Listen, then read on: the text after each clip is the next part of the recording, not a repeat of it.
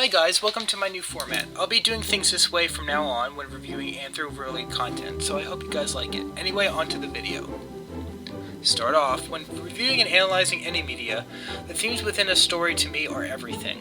I have believed this ever since I've fallen in love with the standards and analysis of the reviewer J.G. Keeley.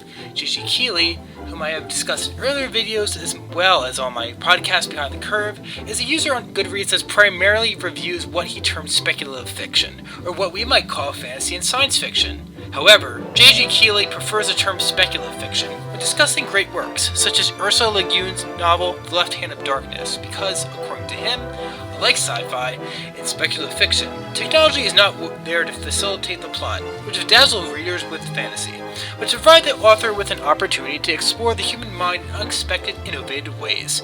The heart of the genre is an introspective exploration of the nature of reality. In other words, even within this sometimes rightfully so, professionally disrespected genre as sci-fi, there exist deep works that use its somewhat constraining tropes to do much more than just dazzle. Because of this, J.G. Keeley has included many obscure novels into his list of favorites. And because I have adopted the standards of J.G. Keeley, just like him, I too have both accepted obscure fiction into my list of favorites, as well as excluded proclaimed classics from that same list. However, floating above that list, waiting for its own inclusion, is Zootopia, which I've never been able to know what to do with. Surely, a Disney animated film aimed at families that features talking animals doesn't belong on a top 20 greatest movie list of mine. Especially in a list that, so far, includes films like Brazil and Interstellar. Right? Well, to be frank, I think I have a right to be impressed with Zootopia. First is its maximalist approach to animation. Obviously, film is an inherently visual medium, so stuffing it full of visual eye candy isn't just a great idea, it's sort of like the ultimate enticement for rewatchability. Additionally, Zootopia doesn't just use its maximalist design philosophy to populate its world with throwaway gags either. Its background details complement and reinforce its motifs, sort of like the background details in the film Brazil. No, it isn't important that you get to see how various species of various sizes get to live together in one big city, but it makes for one of those great films where you get to see something new in the background of almost every scene, almost every time you watch it. Related to this is its groundbreaking use of technological standards. For all of what I said about the level of the background details, it would be forgivable if you thought the film was made by Pixar rather than Disney Animation. For just one example of these groundbreaking standards, because the studio had to animate so much realistic hair, the studio's IT engineers developed the fur controlling software iGroom, which gave character designers precise control of the brushing, shaping, and shading of characters' fur. The film is such a technological leap from even 2010's Frozen that just one on-screen animal in the film, say a giraffe with 9 million shades of hair, has more individual hairs than every character in Frozen combined. Lastly, the fact that the film comes from a major studio and gets away with so much, including somewhat controversial stuff, is a bit of a miracle in my opinion. As much as Zootopia wasn't a complete auteur production from screenwriters Jared Moore and Phil Johnston, it seems that they were given a good amount of creative control for the project, and they seem to have enough creative vision to pull something like this off. As much as this film was a Disney product, it tried also to stand out and be unique by having a film where animals dress and act like humans and do much more than sing or dance around and be jovial, which was a bit unprecedented within Disney canon. And yet, as a Disney product, they were not afraid to explore controversy. As I pointed out earlier, its dealing with dark themes of bigotry and discrimination makes it almost feel less of a family film, more of an anime drama with more adult appeal. Yet, for all this, it managed somehow to become the best ever opening weekend of a Disney animated original film ever at $73.7 million, not to even mention the fact that it's the second highest grossing original film of all time, only behind James Cameron's Avatar. So the film has all that going for it. But remember, if the themes would hold, that is, if the themes aren't internally consistent, I think it all collapses. I mean, the film might have a great message like don't prejudge somebody, but if it doesn't execute that theme along with really coexisting themes, well, it's basically just a badly written preachy mess. This way, a storyteller can know the direction of other story elements more easily when the themes drive the production. That is, they can inform where the plot goes and what the characters do. However, when analyzing Zootopia, or any film, it's important to know how much creative control the screenwriters were given when making this film, as well as knowing how the story developed. Pre-production history matters. According to one interview, linked in the description, making the story was quite the collaborative effort, with the story team being described as being made of the 2 directors, the 2 screenwriters, and our 2 co-heads of story who worked with the story artist. From what I understand from the rest of the interview, screenwriters Jared Bush and Phil Johnston ultimately determined to finalize a screenplay that came from writing sessions from these other creative people. When further considering issues of creative control, it should also be understood that this is ultimately a Disney movie, which means we can safely make certain assumptions about the film, like that it had to be kept PG and the merchandising probably played a good-sized role in the design and prominence of certain characters. The fact that the PG rating is rare in Disney animated films, and the fact that the film gets away with things like references to The Godfather and Breaking Bad, indicate a high level of creative control given to the creatives by Disney. The adult allusions made me feel that the creatives were holding back a lot too, indicating perhaps if this was an indie production, we would have gotten an extremely rare American rated R adult anime drama, much more in line with the works of Peter Chung and Brad Bird than Walt Disney. I mean, neo-noirs like Chinatown, also cited as a big Zootopia influence, usually are pretty dark and adult, right? It's also comforting to note that the creatives are fans of sophisticated Hollywood art house films like The Godfather and Chinatown.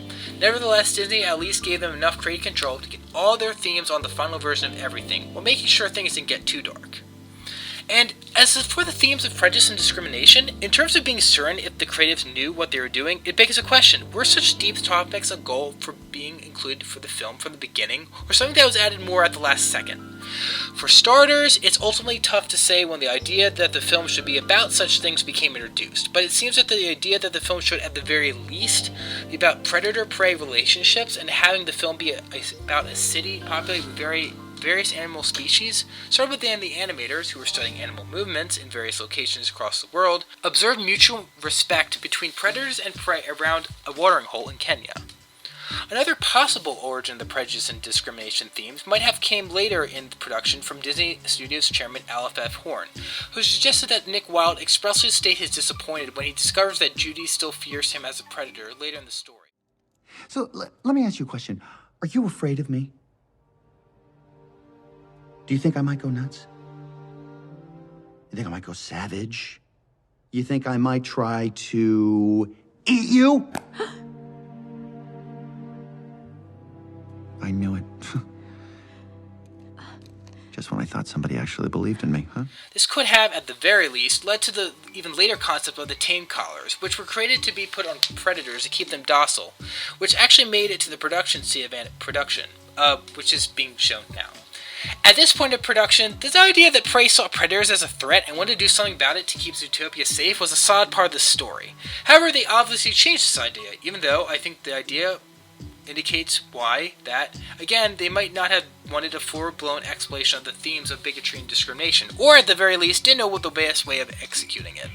See, the only reason the tame collar direction of the whole movie was scrapped, and so late in development, might I add, was merely because when the Zootopia creatives showed a bunch of guys at Pixar the tame collar concept, Pixar guys pointed out that they could get rid of the collars and put stereotyping/subtle discrimination against predators in their place.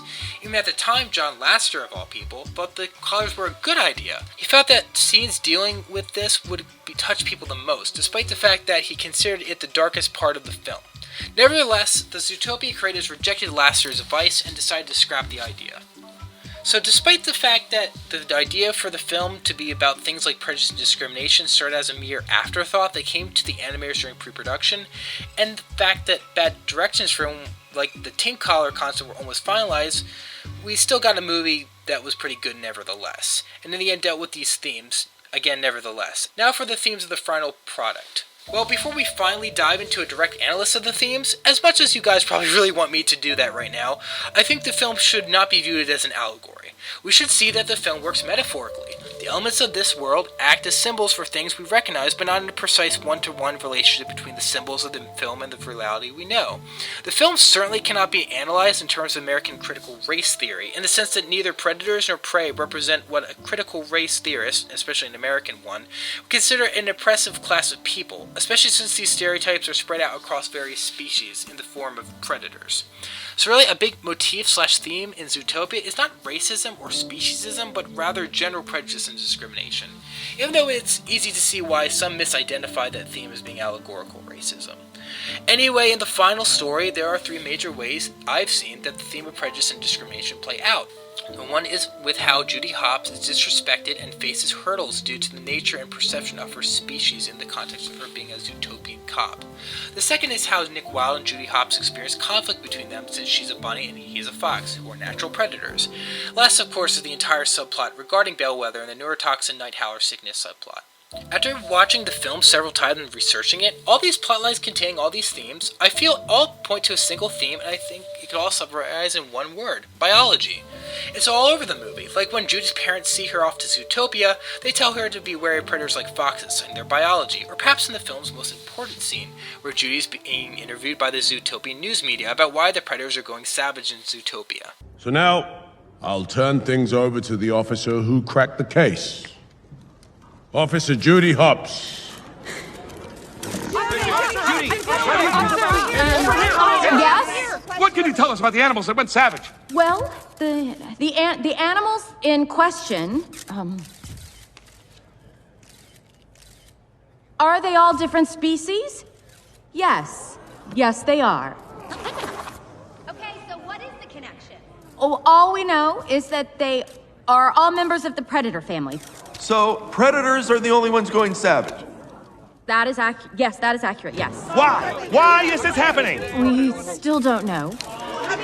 But, it may have something to do with biology. What do you mean by that? A biological component, you know, something in their DNA. In their DNA? Can you elaborate on that, please? Yes. What I mean is, thousands of years ago, predators survived through their aggressive hunting instincts. For whatever reason, they seem to be reverting back to their primitive savage ways.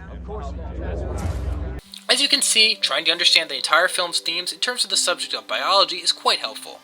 Said earlier, Judy is looked down upon because of her biology, which is a legitimate limiter on her ability to perform as a cop, although she succeeds anyway. Judy is scared of Nick because his biological instincts make him a natural predator against her, and Bellwether used stereotypes regarding predator biology to have her night howler sickness plans work. These conflicts are conflicts only because of the existence of biological differences, and really Bellwether's whole role in the subplot has to do with biology and its expectations too, in terms of how she's revealed to be a twist villain, since the writers probably tricked most initial audience by thinking that Mayor Lionheart was behind it all, rather than his prey secretary. A great twist for a Disney film, am I right?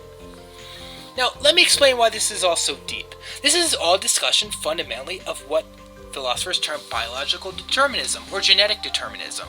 This is a belief that, as defined by Wikipedia as, that human behavior is directly controlled by an individual's genes or some component of their physiology, generally at the expense of the rural environment, whether in embryonic development or in learning. Proponents of this theory cite twin studies, such as the case of the separated at birth Jim twins, with her name James, had a dog named Toy, enjoyed math and carpentry but never spelling, wanted to marry a woman named Linda, whom they both later divorced, then married a woman named Betty, had a son named James Allen Springer, worked as a deputy sheriff, drove a Chevrolet, and was an avid chain smoker. Many cite these identical separated twins as proof of fatalism in general as well. In terms of where this fits into with Zootopia, this belief is used in the same way that various dictatorships have used scientific racism to prove another race's or species moral superiority, without actual proof, of course. It's like the Jim twins copying each other's lives deterministically without knowing it proves biological determinism to some people in our world. The determinists within Zootopia's world would argue that there was absolutely no possibility that predators could have acted in any other way but in violence against prey, according to their biological natures. As an important note, it was revealed by the film's creators that predators normatively eat non-sentient fish, essentially have their health needs met in terms of protein this way, so it's not like they needed to attack prey or anything. And anyway, the film debunks this sort of thinking anyway. The film makes it clear that although predators both in the past and present have indeed impressed prey, and that they didn't need the night howler drug in order to be bad, they were capable of transcending their biology to be good, just like Judy transcended her biology to become a police officer. Through the character of Nick Wilde's moral evolution from a con man to a police officer through the course of the film also exemplifies this.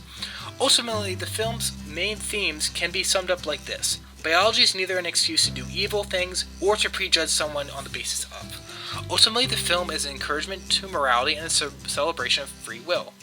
And really, it's no surprise that the film with these themes came from the same creators behind Wreck-It Ralph, which also, in a much less serious manner of course, features the main character Ralph struggling with his role and identity as the bad guy within the game world of Fix-It Felix Jr.